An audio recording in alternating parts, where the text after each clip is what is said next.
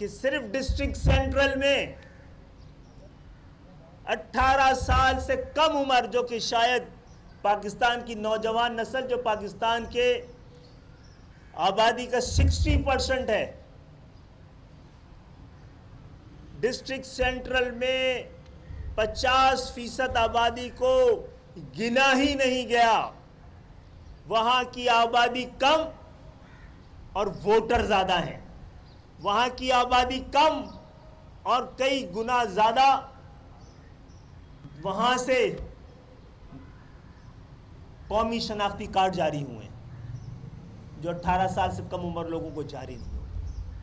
अदालतों में एक दिन का केस है ये। अगर हमारी डेमोग्राफी को तब्दील करने का कोई फैसला ही हो गया है बड़े बुनियाद पर, तो इसका भी, इससे भी हमें आगाह कर दिया जाए। अगर कराची की आबादी 1.5 करोड़ है, तो 5 बड़े शहरों ने जो सेल्स टैक्स दिए हैं, तो ये कैसे मुमकिन है कि 1 करोड़ 20 लाख के एक शहर ने, जो दूसरे नंबर का बड़ा शहर है, उसने सेल्स टैक्स में 5% जमा कराया, और जो सिर्फ 20 लाख आबादी का ज़्यादा वाला कराची शहर है, उससे 79%, ये हमारी फिगर नहीं है, यह बिहार की फिगर है, कि कराची के दुकानदारों ने पूरे पाकिस्तान के जो 5 बड़े शहर हैं, उन्होंने जो सेल्स टैक्स दिया है, सेल्स टैक्स, उसका 79% सिर्फ कराची ने दिया है। इसके अलावा हम आइन के आर्टिकल 140A की हुर्मत का भी मुकदमा आपके पास लेके गए हैं। वो भी इस आइन का हिस्सा है, 18वीं तरमीम का हिस्सा है, और यह भी बरसा बरस से लगा हुआ है। चीफ जस्टिस साहब, हमने इस केस के लिए भी इसको जल्दी आपके सामने लाने और इस पे मुकदमा चलाने की दरख्वास्त जमा कराई हुई है सुप्रीम कोर्ट में, अर्जेंसी एप्लीकेशन जमा कराई हुई है। खुदा के लिए कोई ऐसा फैसला दें कि सिंध के शहरी इलाकों को, लोगों को लगे कि वो बराबर के पाकिस्तानी हैं। और जब तक पूरे पाकिस्तान में एक एक पाकिस्तानी को बराबर का वफादार और बराबर का हकदार नहीं समझा जाएगा, पाकिस्तान ना तरक्की कर सकता है, ना ही उसकी बका को दरपेश खतरात कम हो सकते हैं।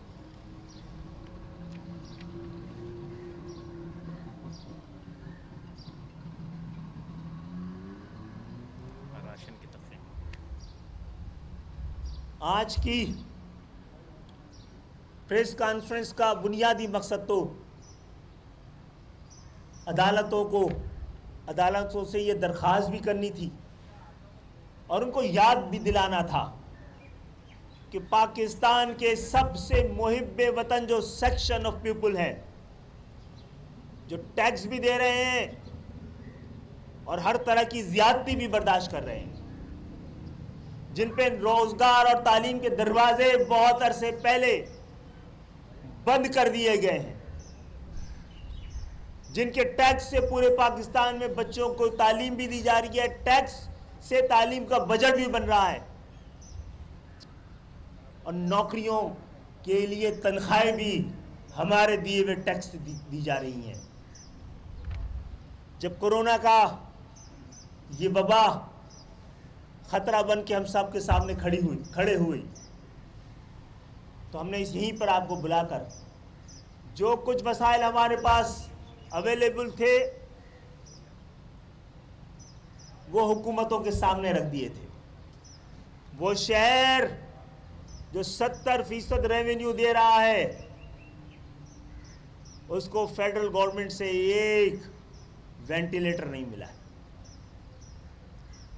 और मैं आपको बताऊं कि जब MQM के पास मैंडेट के साथ इख्तियार रहा है तो उसने सिंध के शहरी इलाकों में बहुत सारे ये वेंटिलेटर दिए थे अस्पतालों को। हैदराबाद का जो अस्पताल को वेंटिलेटर दिया गया कितना थे? 15 के करीब वेंटिलेटर हुकूमत के जाने के बाद पाकिस्तान पीपुल्स पार्टी की मुतासिब हुकूमत 15 वेंटिलेटर हैदराबाद से उठाकर लाड़काना ले गई और कराची से भी वेंटिलेटर इसी तरह गायब कर दिए गए। तो क्या वहां पर हम ये समझ लें कि गरीब सिंधियों को वेंटिलेटर अवेलेबल हुए होंगे? ऐसा नहीं है। ये मैं पहले भी कह चुका हूं, इनको किसी तरह का सैलाब, तूफान, जलजला, आफात, ये सब अपॉर्चुनिटी समझते हैं सिंध की गवर्नमेंट पैसा बनाने के लिए। उसके बाद जब लॉकडाउन लगाया गया, हमने उसकी हिमायत की थी कि शुरू में लॉकडाउन बल्कि कर्फ्यू भी लगा दिया जाए शुरू के 1 महीने में, ताकि वो ताल्लुक कट जाए जिसकी वजह से कोरोना फैलता है। और साथ साथ उस लॉकडाउन की वजह से जहां बेरोजगारी फैलनी थी, दुकानें बंद होनी थी, कारखाने बंद होने थे, रोजाना की उजरत पे काम करने वालों को मुश्किलात होनी थी, वो हुकूमतों की जिम्मेदारी थी। कहते हैं कि हमने कितने राशन बांटे हैं? कहते हैं लाखों की तादाद में लाखों की तादाद में राशन बांटे हैं, लेकिन कम से कम कराची के उन इलाकों में जहां हमारा मैंडेट है या रहा है, वहां तो हमने ही राशन बांटे, अपने पास से चंदा करके राशन बांटे। वो राशन जो कि जिसके लिए हमने भी फंड दिए थे सिंध गवर्नमेंट को, वो राशन कब बटे हैं और कहां बटे हैं? आपकी गंदम की बोरियां 10 साल से उसके चोरी होने, खराब होने का मुकदमा चलता रहा है, कोई पूछने वाला नहीं है। तो बहरहाल, और कोई चीज़ है? ठीक है सर।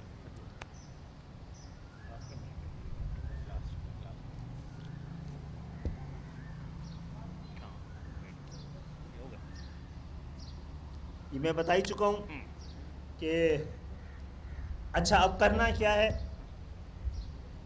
हमने कम से कम 2017-18 से तो वो बहुत सारे जो नारे और मुतालबे MQM के थे, वो हमने ऐवानों में कानून साजी उसकी करके भेज दी गई है। हमें पता है इस जागीरदाराना जमहूरियत में कोई भी ऐसी कानून साजी नहीं हो सकेगी जिसमें आम पाकिस्तानी मजबूत हो, गरीब लोगों को तालीम और रोज़गार मिल सके। फिर भी हमने अपने तौर पर कोशिश की है। इसके अलावा आपका मुकदमा लेकर अदालतों में भी गए हैं, लेकिन मुझे दोबारा ये कहने की इजाज़त दीजिए कि वोट की ताकत से जब काम नहीं बनता है तो तारीख यही कहती है कि फिर रोज आजमानी पड़ती है। और जिसका आईन और कानून ने इजाज़त भी दी हुई है, अगर हम थोड़ा इंतज़ार और कर लेते हैं, अगर कोई मजबूरियां ऐवानों के साथ अदालतों की भी रहीं, तो हम चीफ जस्टिस से कम अपने एहतजाज के हक़ को तो मांगेंगे कि हमें ये तो करने दिया जाए। कोरोना फैल रहा है और बुरी तरह फैल रहा है, उसके लिए न वेंटिलेटर न कोई दूसरे इंतज़ामात सिंध हुकूमत ने किए हैं। और अब हमें जो इत्तलात मिल रही है कि सहाफ़ी हजरात में भी कोरोना बुरी तरह फैलना शुरू हो गया है। अगर इस तबके के साथ भी हुआ तो सच्चाई पहुंचाने का काम भी मुतासर होना शुरू हो जाएगा। बहरहाल, आप सबकी आमद का शुक्रिया। आज यहाँ पर अपने उन तमाम मुकदमात को जिससे सिर्फ सिंध के शहरी इलाके नहीं उस पर फैसले आ गए तो पूरा पाकिस्तान मुस्तफ़िद होगा। हमने ज़रूरी समझा कि आपके कैमरों के ज़रिए, आपके ज़रिए अदालतों से दरख्वास्त कर सकें कि हमारे इन सियासती भी पिटीशन का भी ख्याल कर लिया जाए।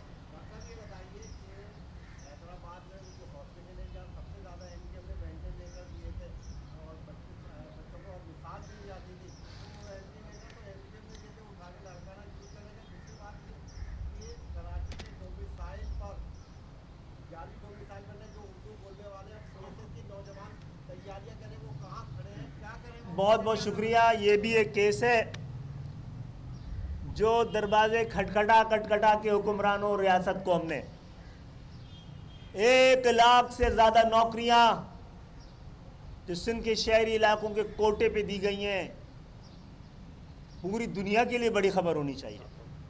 उसमें से एक का ताल्लुक कराची से नहीं है, हैदराबाद से नहीं है, सक्कर से नहीं है, नवाबशाह से नहीं है। और वो जाली डोमिसाइल जो नादरा का कार्ड है उसकी वजह से मुकम्मल तौर पर साबित शुदा है। लेकिन अगर उनके लिए हर जालसाजी की इजाज़त है और हमारे लिए जेल की सलाखें ही हैं तो इससे भी आगाह कर देना चाहिए। आप भी हमारी आवाज़ वेंटिलेटर बता रहे हैं ना, ये तो खुद जिस ज़माने में हाँ बताइए। ये वो जो है वहाँ पे 2 हॉस्पिटल ऐसे हैं जहाँ पे वेंटिलेटर दिए गए थे। एक केकेएफ का हॉस्पिटल है, जो केकेएफ का हॉस्पिटल है उसमें तो वेंटिलेटर लगे हुए भी हैं और पूरे सिंध के बच्चे वहाँ पर आते हैं। तो हमारा प्राइवेट हॉस्पिटल है, एक सरकारी अस्पताल बनाया था जो डिस्ट्रिक्ट गवर्नमेंट ने बनाया था, जो मैंने बनाया था। उसमें चाइल्ड वेंटिलेटर दिए थे सबसे पहले हैदराबाद में हालांकि आगा खान का भी मैटरनिटी होम है, उस वक्त तक वहाँ पर भी नहीं थे। तो ये खालिद भाई ने जो जिक्र किया है उसका किया है, वो सरकारी अस्पताल जो डिस्ट्रिक्ट गवर्नमेंट बनाया था उसके वेंटिलेटर उठा के वो लाड़काना ले गए। इसमें मसला ये नहीं था पैसों का, मसला तासुब का था कि हैदराबाद के लोगों को, कराची के लोगों को सहूलत ना। खालिद भाई कि आपने कहा कोरोना सूरत-ए-हाल में विफाक से एक वेंटिलेटर तक नहीं मिला शहर को, लेकिन विफाकी हुकूमत और पीटीआई की क़यादत ये कहती है कि सिंध हुकूमत को सबसे ज़्यादा मदद की गई है, इमदाद की गई है। तो क्या कहेंगे सूरत-ए-हाल पे? देखिए, ये तमाम बातें तो बहस में भी आई हैं और ये तमाम रिकॉर्ड उस पर पड़ा हुआ भी है उनकी वेबसाइट पे, एनडीएमए की वेबसाइट पे। खालिद भाई कह रहे हैं स्पेसिफिक वेंटिलेटर जो उन्होंने दिए हैं, मास्क दिए हैं और जो उनके जो सूट होते हैं पीपी जो होते हैं वो दिए हैं, लेकिन उसमें 2 चीज़ें नहीं हैं। एक उसमें वेंटिलेटर्स नहीं है और दूसरा PCR मशीन भी। लेकिन वो ये कहते हैं, मेरी बात पीटीआई वाले कहते हैं हमने पैसे दिए थे ना तो वेंटिलेटर। ठीक, एक सवाल का जवाब। इसलिए अब ये कि हम फिक्रमंद इसलिए हैं कि उसमें से ना ही वफाकी हुकूमत ने और ना ही सूबाई हुकूमत ने कराची में एक भी वेंटिलेटर का इजाफा किया। कराची में अमूमी तौर पे कहा जाता है कि 350 वेंटिलेटर हैं और यकीनन होंगे, लेकिन हर वेंटिलेटर पर कोरोना का मरीज शूट नहीं हो सकता है। तो पूरे कराची में कोरोना के मरीजों के लिए सिर्फ 67 वेंटिलेटर। खालिद भाई ये बता दीजिए, 1 मिनट बाद बात करूँ। तो ये जो 67 वेंटिलेटर हैं ये वही हैं जो पुराने वेंटिलेटर जो पहले से दीगर बीमारियों उनमें से निकाल के कर दी, इसमें से भी more than 50% private sector. Sindh government को दिया है ना, 3rd tier ऑफ गवर्नमेंट को देना चाहिए। खालिद भाई ये बता दीजिए मुझे कि एक मुतालबा कल आया है जो आपके इत्तेहादी हैं उनकी तरफ से कि सिंध में इमरजेंसी का गवर्नर राज एनपीएम की क्या पोजीशन है उस सिलसिले में। और दूसरा ये है कि अब जो एनएफसी के लिए वो अवार्ड बनाया गया है उसमें जो सिंध की हुकूमत है उसके जी हाँ उसमें जो है सिंध हुकूमत से राय नहीं ली गई और खुद से सिंध हुकूमत भी किसी से राय नहीं लेती है। पहली बात तो ये हमसे भी राय नहीं ली गई है। अच्छा, अभी तो हमसे क्योंकि उन्होंने वफाकी हुकूमत ने इस हवाले से बाकायदा हमसे कोई बातचीत नहीं की है, तो हमारी जानिब से कोई भी जवाब कबल अज़ वक्त होगा। लेकिन ये बता दूं कि ये दोनों ऑप्शन आइनी ऑप्शन है। जी गवर्नर आज क्या सारी बुनियाद पुरानी है, यहाँ बैठा हर बंदा जो टीवी पे देख रहा है उनको भी ये बातें पता है कि जो हुकूक गसब किए गए या इस वक्त जो कराची की हालत ज़ार है। उसी तरह ये सवाल भी कुछ इतना नया नहीं है, पर मुझे ये बता दीजिएगा कि 35 साल से ज़ायद आपकी सियासत का अरसा हो चुका है, इतने अरसे से आप कराची को देख रहे हैं, इसके शहरी इलाकों को देख रहे हैं, अमली इक़दाम आप लोगों ने क्या किए हैं, और अब जब दोबारा ये बातें आप लोग हमें बता रहे हैं, अब क्या करना है? जनाब आली, और जैसा भी है और जब भी बना है वही अदवार थे जब MQM के पास मैंडेट के साथ साथ इख्तियारात भी थे। अभी कुछ थोड़े अरसे पहले ही दौर गुजरा है ना। आप ये पानी के सारे बड़े मंसूबे MQM 88 में आई है बल्दिया में, और सबसे पहले वो मंजूर कराया गया है। 88 में पहली दफ़ा बल्दिया मिली है और 6 महीने में पूरे साउथ ईस्ट एशिया का पहला मास ट्रांजिट मंजूर हुआ। अब तो ये काम, जो सवाल हमारा है, ये अब एक चैनल से इस पर बहस शुरू होनी चाहिए कि क्या वजह है कि वो वर्ल्ड बैंक ने जो 88 में मास ट्रांजिट मंजूर किया था वो कराची में क्यों नहीं लग पाया है? क्या हमने शोर नहीं मचाया उस वक्त? इसलिए कि इस शहर को जो 70% रेवेन्यू देता है, इस काबिल नहीं समझा गया कि उसकी सॉवरेन गारंटी ली जाती, छोटे छोटे शहरों की ले ली जाती है। फिर ये आपने जो मेट्रो बस का सुना है, पूरे पाकिस्तान में जब इसका जिक्र भी नहीं था तो 2006 में एशियाई तरक्याती बैंक, एशियन डेवलपमेंट बैंक से कराची के 6 रास्तों पे 6 रूट्स पर इन मेट्रो बस के लिए कर्जा मंजूर हो चुका था, फिजिबिलिटी कंप्लीट हो चुकी थी। पीपल्स पार्टी की गवर्नमेंट आई तो इसको शेल्फ कर दिया गया। ये तो 2 बड़े मंसूबे जो नहीं हुए। पानी के जितने बड़े मंसूबे, निकासी के जितने बड़े मंसूबे, आप आज आपको ब्रिजेस और सड़कें जो तामीर होती हुई, तब्दील होता हुआ कराची, रास्ता भुलाता हुआ कराची नजर आया, उन्हीं अदबार में हुआ है ना मेरे भाई। ज़रा इस 11-12 साल को निकाल दीजिए पीपल्स पार्टी का, तो आपको 5-8 साल शायद नज़र आए कि कराची हुआ अगर किसी के दौर में तब्दील है। देखिए, हमसे पहले भी तो कोई मेयर था ना हमारे अलावा, क्या कर लिया था? हम लोगों ने आके किया, जो कुछ कर सकते थे उससे ज़्यादा किया। इस टूटे फूटा जो इख्तियार दिए थे उससे ज़्यादा करके दिखाया है। नासिर शाह साहब ने आपकी वेंटिलेटर्स वाली बात का भी जवाब दे दिया, उन्होंने कहा कोई लड़का ना वेंटिलेटर नहीं किया है। शायद खालिद भाई को रोजा लग गया है, नासिर शाह साहब ने नहीं, ये बैठे में, मैं तो था नहीं यहाँ पर। मैं तो नाजिम था ना, नाजिम थे। अस्पताल आपका इसमें जवाब आ गया 12 लाख के सवाल। मैंने आपको बता दिया ना। आप अभी बता रहे हैं कि खालिद भाई ये बता दीजिएगा कि बात मेरी भाई ने 35 साल हो गए आपको को सियासत करते हुए, डेवलपमेंट के काम तो आप। अच्छा, मैं वैसे आज तक पता नहीं लगा कि सियासत कर रहे हैं। ठीक है, बराबर। अगर आप लोगों को पता लग जाता तो शायद इस कौम का हाल थोड़ा बेहतर होता। इबादत करके समझ रहे थे हम आप लोग। लोग जितने अरसे से सियासत कर रहे हैं, आप लोग खुद भी डिक्लाइन की तरफ चले गए। आप लोग के जो सवाल पूछो ना। अगर जिस तरह का इलेक्शन हुआ है उसको डिक्लाइन समझते हैं तो भाई अल्हम्दुलिल्लाह। अगर आप लोग इस इलेक्शन से मुतमईन नहीं है तो फिर हुकूमत का हिस्सा क्यों है? और अगर हुकूमत इसका जवाब भी मेरे ख्याल है कई बार दिया जा चुका है। से मुतमईन नहीं है तो उसका हिस्सा क्यों है? कैबिनेट में आप लोग क्यों बैठे हैं? कैबिनेट से हटे भी थे, कुछ चीज़ें जो शहर को मिलनी है उसकी वजह से चले भी गए थे, और कैबिनेटों में बैठने का बहुत शौक भी नहीं रहा है। ये आप अभी कह रहे हैं कि शहरी के साथ कई सालों से, कई दहाई से ज्यादती हो रही है। कोटा सिस्टम था पहले, हमने उसकी मुखालफत कर दी, अब खुल के क्यों नहीं करती? कोटा सिस्टम खत्म होना चाहिए। जनाब आली, इसीलिए आज मुकदमा रखा है, आप समझ जाइए। जब मैरिट का फैसला करने वाले ये हैं तो आप मैरिट लाएंगे कैसे? मैरिट लाने के अमल को पहले आप मैरिट पे लेके आएं तो फिर मैरिट आएगी। ठीक है।